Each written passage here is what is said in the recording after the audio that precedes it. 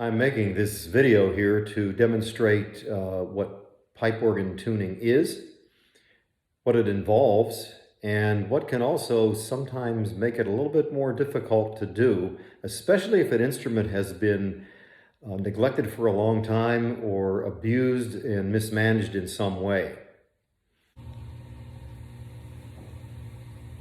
First, I would like to explain what we mean by tuning in terms of pipe organ tuning. Tuning is a word that is used very often very loosely. You can say, well, I get my car engine tuned up. That has nothing to do with pipe organ tuning.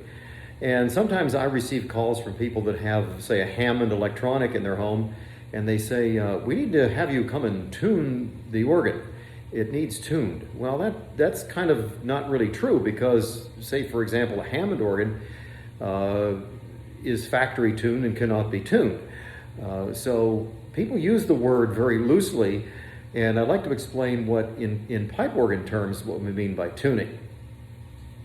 And if I can show here a little bit in terms of the sound, because that's really what it comes down to, is the sound. This is what we might call in tune.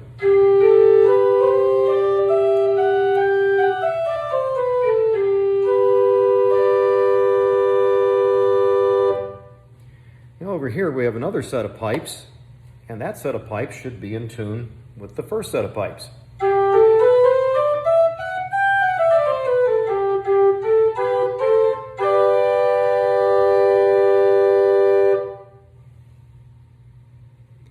Those are what we call in tune in terms of pipe organ tuning. They're in tune with themselves and they sound the way they are supposed to sound.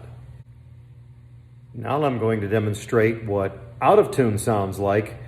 And sometimes the problem with organs being out of tune is if they've been out of tune for so long, people think that's just the way the organ sounds. Like they don't actually hear it. Some of it requires some awareness, and I'm going to show you what the organ sounds like in tune, and then I've only knocked 3 notes out of tune, 3 pipes out of tune, and I want you to see just how bad even 3 pipes out of tune can make an organ sound.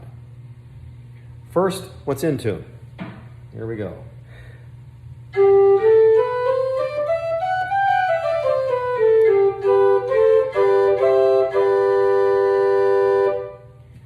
And now, this other rank over here with 3 pipes knocked out of tune.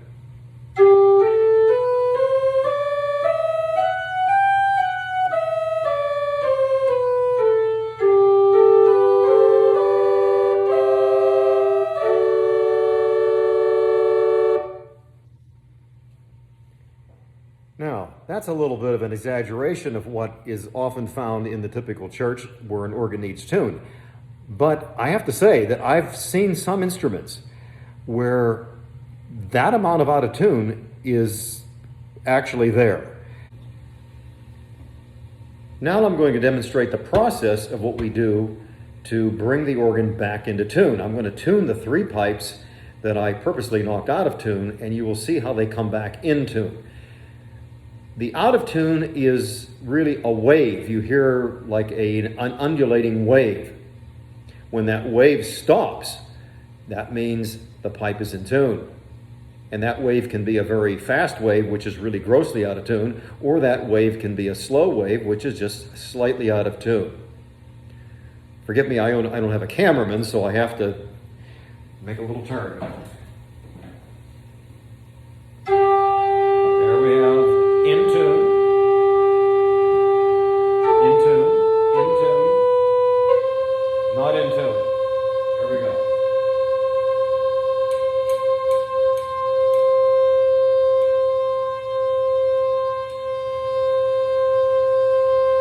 That's the first one in tune. Second. Ooh, that one is bad.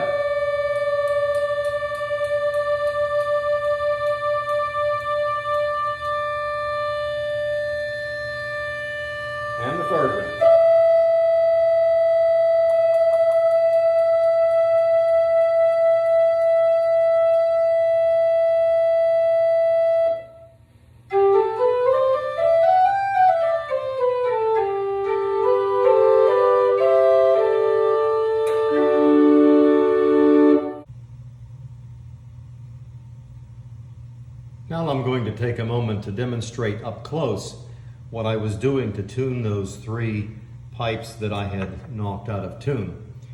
Now let's just assume that this pipe here, the slide is very loose and it just fell by gravity. So what happens when the pipe is shorter is the pitch becomes sharper. And when that happens, then you have to lengthen the pipe in order to bring it back in tune.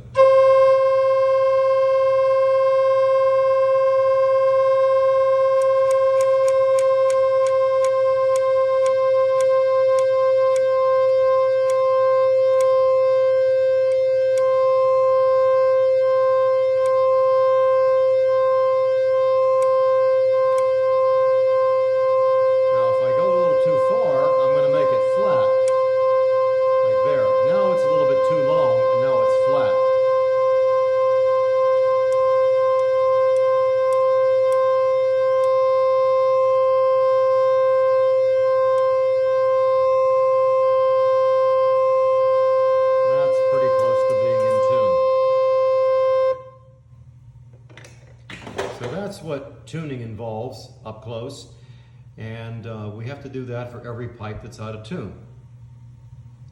The beauty of most tuning visits is that not every pipe in the organ will require tuning. Now a little bit to what the tuning devices are. As you see here, we have these aluminum slides. I'm not a fan of aluminum slides for one reason, is because they tend to be kind of loose. They don't grip the pipe as tightly as they should, and they get a little bit loose. And if they're loose, the tuning will not hold. Over here in the middle set of pipes that we have here on this, what we call our voicing machine or voicing organ, these are what are called Coke tin tuning slides.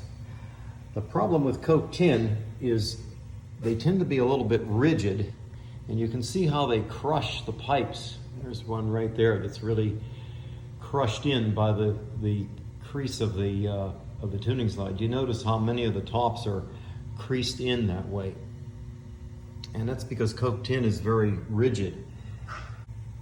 The other thing I don't like about them is they don't have much of an edge, so sometimes it's very difficult to catch the little edge on them. And you can struggle sometime to do that, and you end up kind of scuffing the side of the pipe a little bit. Now in this other set of pipes over here, this third set, these are what are called scroll tuned. These pipes are probably 130 years old or so. And the problem with scrolls is, as you can see, over time they get kind of mangled. And here's the case right here where we have one that somebody taped, and then they get pulled out of shape, and they have, you know, various little configurations of abuse over time. And then what you see down here at the very treble end are these pipes that are supposed to be what are called cone tuned, which means they can be pressed in a little bit at the top or flared out a little bit at the top. This is what's called abuse, and this happens because people try to move the tuning of the entire instrument. They want to re-pitch the whole instrument, and what happens is these cone tuned pipes don't like to be tuned very much. So if you try to move them a great amount of pitch, which I showed you on the slide, I can move the slide rather infinitely. But the cone tuning does not work that way. Once those pipes are cone tuned, they want to stay exactly where they are, and the tuning will last, you know, literally forever. Now, the only thing that really throws them out of tune is a collection of dust over maybe 100 years, which can be washed out, and then the pipes can be restored. But over time, what happened is people tried to repitch the instrument, and they did this kind of mangling. Somebody got paid to do this. Now there's the problem when you go to a church and this is what you have, you cannot tune these things on site,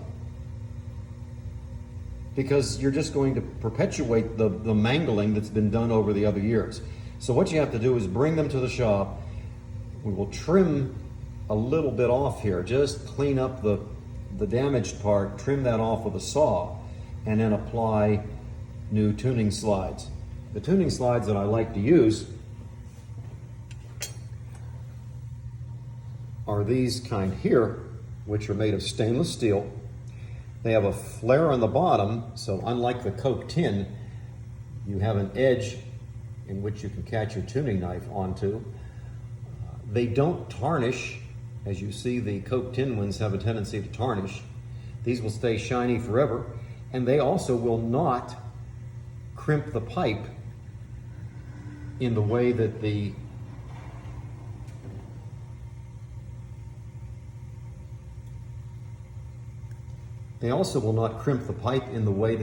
Coke tin ones do. Once again, I'll show you that. These will not do that. These do not do that. And they grip the pipe very tightly, and they stay in tune very, very steady. What I'm going to do here is a little before and after. We have the pipes that are cone tuned and rather mangled, and you can hear the transition from A sharp to B. Right there, you can hear that transition come in from where we're able to tune them. Actually, the ones that are tuned with the scrolls, I would eliminate those also. I'm not going to do that right now, but I am going to trim the other ones and show you how we apply tuning slides and are then able to tune them. I'm going to start here at F.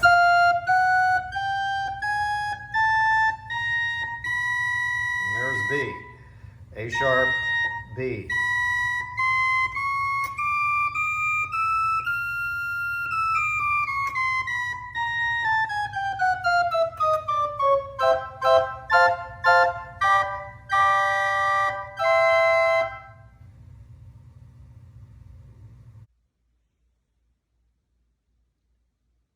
Thankfully, today we're able to buy tuning slides on the millimeters, and we have them here in bulk from 23 millimeters down to, 4.5 millimeters. I don't know how much a half a millimeter, it's pretty small. But we get them down on the millimeters and even half millimeters, and that allows us to fit them very nice. You see I have some of them trimmed and just started to put some new slides on them.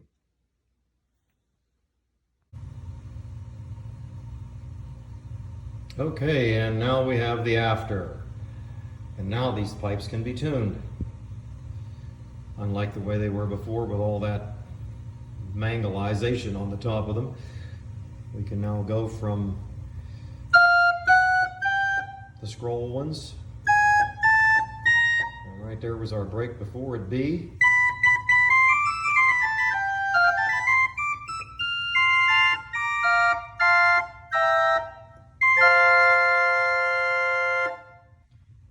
Now I skipped one, and that's because this one here at G, somebody put tape on it. I have to clean that tape off. If you're an organ tuner out there, please do not put tape on pipes. It's a hard thing to get off, and I'll soak that in something to get that off, and so I skipped that one for now, but tape is a problem, just like we have up here in this one. That's very, very annoying to get off. Only takes a second to put it on, but it's a mess to get off. I thank you for taking the time to view this video. I hope it has helped you understand what tuning is, what in tune sounds like, and what out of tune sounds like, and what tuning involves to bring it back into tune. And also, I hope that you understand that in some cases, there's impediments to tuning on site. And I know of a couple instruments. I'm here in Pennsylvania. I know about at least 2 instruments, maybe 3, that I can think of off the top of my head, where the instruments can no longer be tuned on site. Pipes are going to have to be taken out. They're going to have to be brought to the shop, and they're going to have to be fitted with tuning devices that actually will keep them in tune with stability. The reason we want stability is you don't want to have to tune it over and over. I have tuned instruments sometimes with a gap of maybe 10 years. And if they're tuned right and you have good tuning devices, they'll be right in tune. They might have a couple of touch-up notes here and there, but you don't have to tune the whole organ if things have been done right and you have good tuning devices. If things are not done right and you don't have good tuning devices, you're going to have a mess on your hands trying to do it on site. So I hope that has helped make some sense of that. And if you have any questions, I'll put my email address up on the final frame. And again, I hope this video helps to make sense of what tuning is. Thank you very much.